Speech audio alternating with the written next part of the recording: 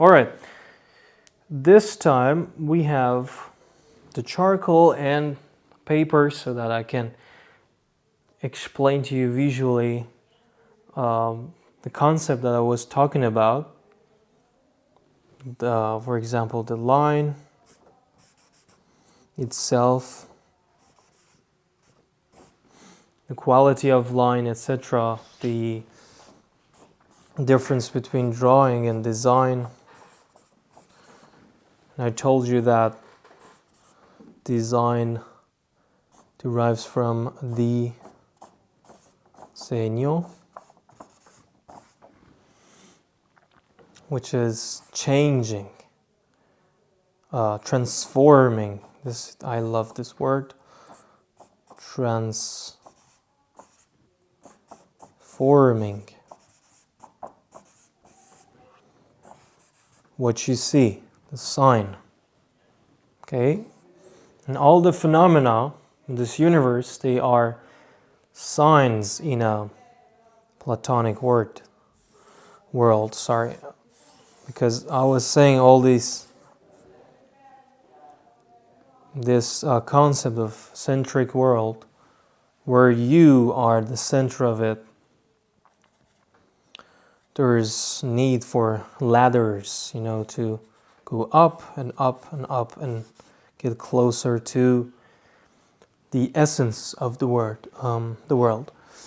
There's a really beautiful book that I read. It's called The Mystical Astrology According to Ibn Arabi, where we have a thorough explanation of differences between heliocentric and geocentric conception of the universe. In the introduction, the foreword, there's a really nice question.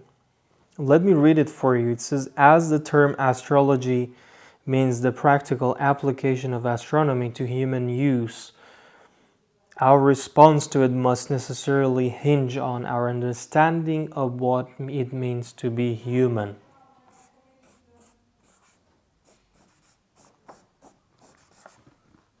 What it means to be human and how we can demonstrate that through drawing, designing, and the figure.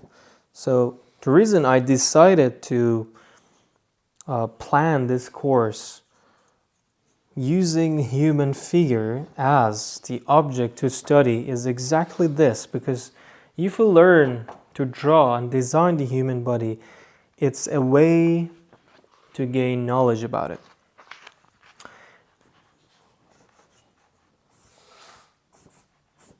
Figure, which means also number, geometry. All right.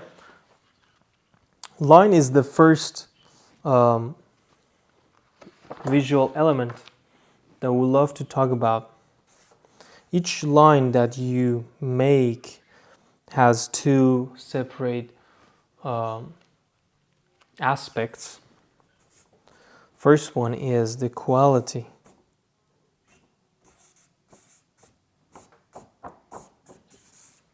Of course, the second one could be the rhythm, the quantity of lines that you use. But here, again, I can tell you other things about the quality. For example, thickness. The thickness of each line is really important. I can draw, look,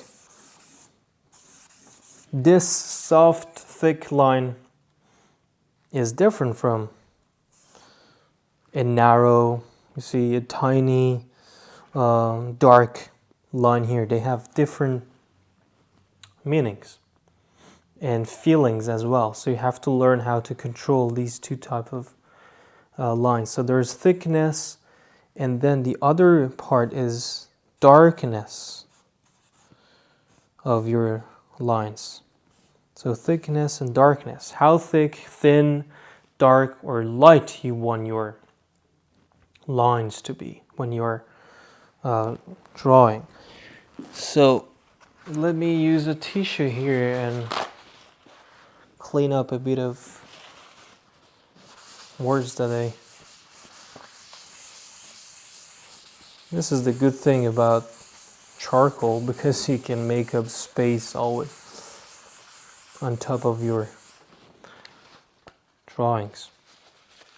All right, so you can have,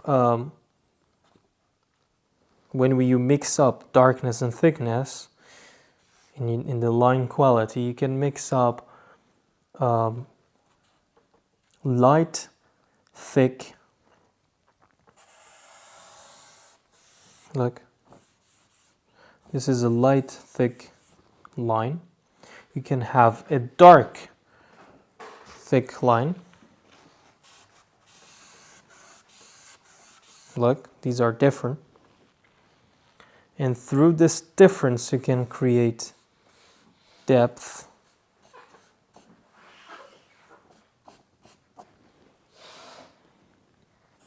Okay. Which one is closer to you? This or that? For sure this one, the darker line. The darker the form or shape is, the closer it seems. This is a rule that you have to learn.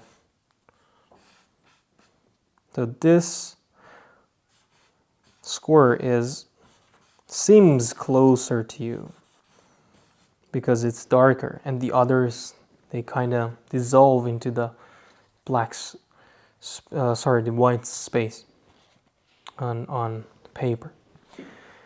Then we can have a light, thin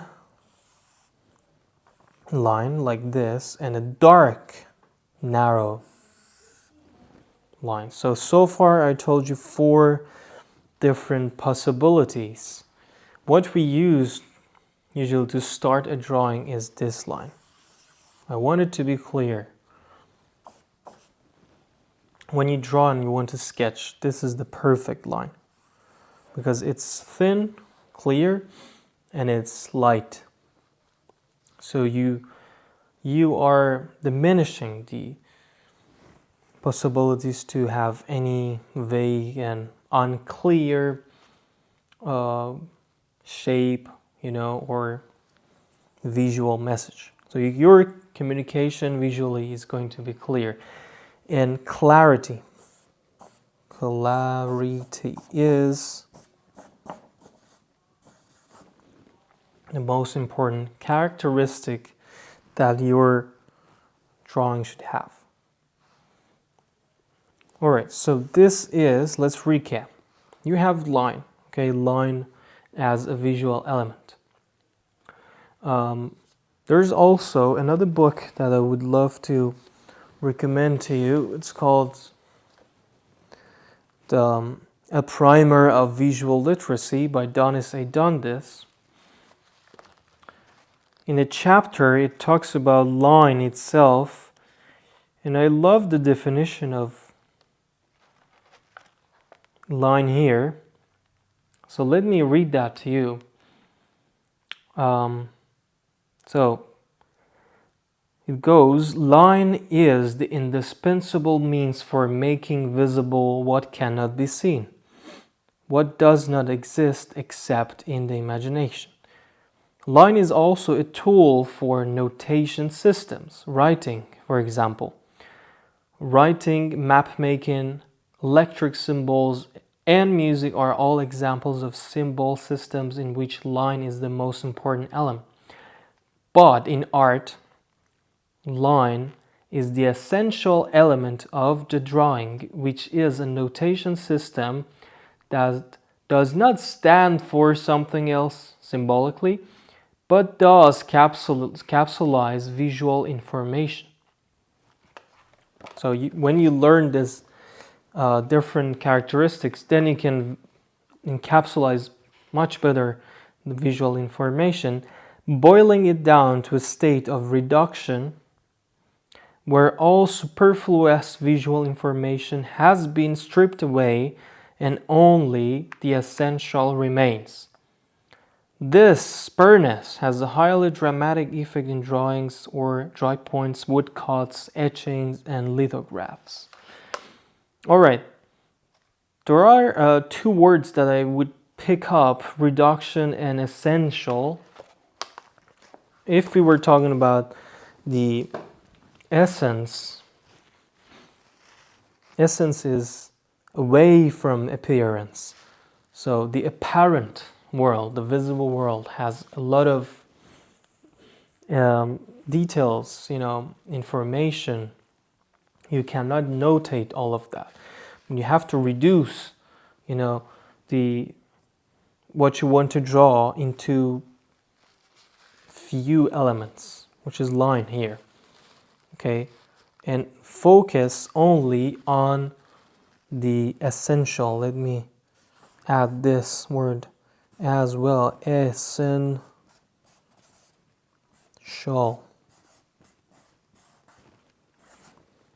Okay, and keep away from any unnecessary detail in your drawing. Don't focus on the outer border of the figure or the eyelashes, the eyebrows. If you want to draw the portrait, start with seeing that as something, as an ellipse, for example. Let me hold this here.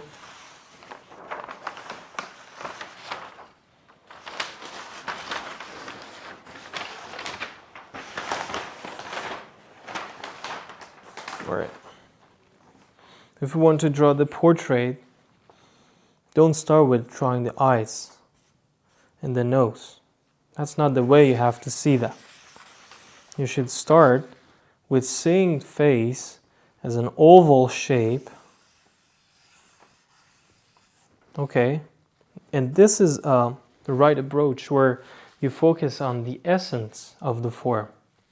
It has this upside down egg, oval shape, and after that you try to see what are the proportions, where is the placement of different elements: eyes, nose, lips, eyebrows, eyes. And then you start to build your image. Okay? Then you can add the her. And if you want to introduce, for example, light, if you have the light source here, look.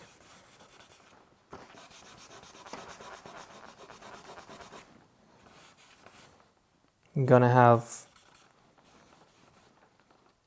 this form of light and shadow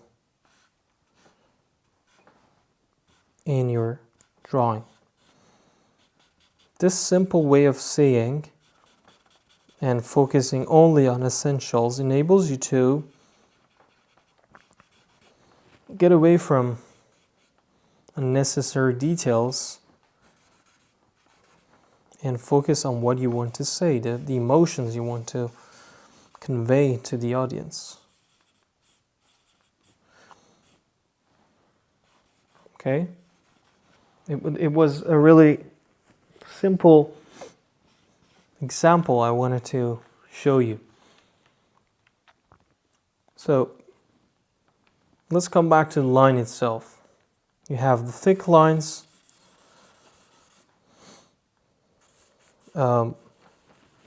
really soft, you see, thick line.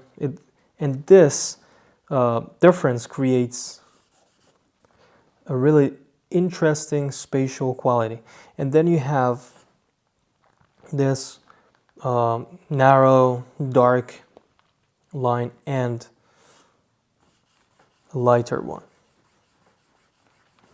Okay, so let's keep up with these four types of line. There's another aspect to line itself, which is the visual kind of speed, where you have,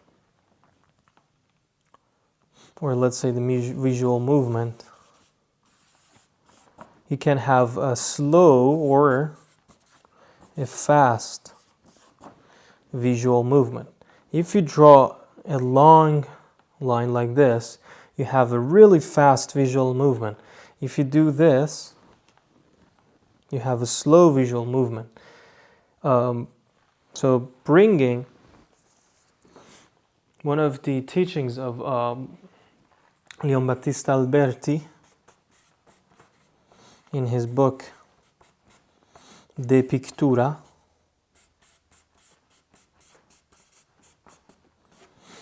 he says there are three ways of connecting these two dots together. One is through a straight line, second one is through a curve like this, a third one is a sinuous movement. And this is what I'm going to actually teach you and demonstrate how you can use this system of notation in gesture drawing, which is the next video. So next we're gonna look at gesture, okay, which is where you have to focus on the essence of movement in the human body. All right. I don't want to make this longer anymore. Let's stop here and we'll see you in the next video. Thank you so much and bye.